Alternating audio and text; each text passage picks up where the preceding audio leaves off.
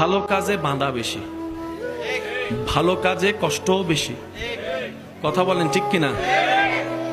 দুধের মতো শক্তিশালী পাওয়ারফুল খাবার তেমন নাই, কিন্তু দুধওয়ালার দুধ মানুষের ঘরে গিয়ে গিয়ে ভিক্ষুকের মতো ব্যস্ত হয়। মদের মধ্যে ক্ষতির কোনো অভাব নাই, দুনিয়াবিও ক্ষতি, আখেরাতেরও ক্ষতি, ব্রেনেরও ক্ষতি, শরীরেরও ক্ষতি, লিভারের ক্ষতি, ক্ষতি আর ক্ষতি।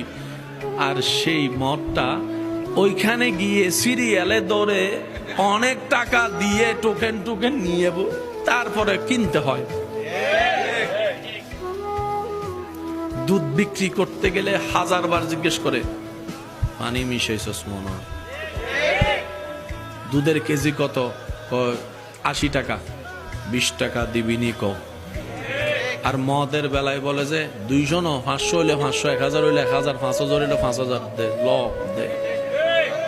তো যেখানে আমাদের অবস্থা এই জায়গায়, সেখানে জান্নাত আশা না স্বপ্ন দেখাও কল্পনার বাইরে হওয়া দরকার।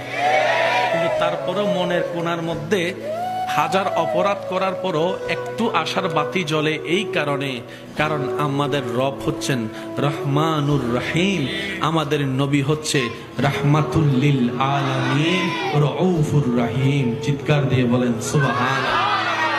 ওই দুই রহমানের মাঝখানে, দুই রহিমের মাঝখানে আমাদের একটু বাঁচার আশা এবং স্বপ্নটা বেঁচে আছে।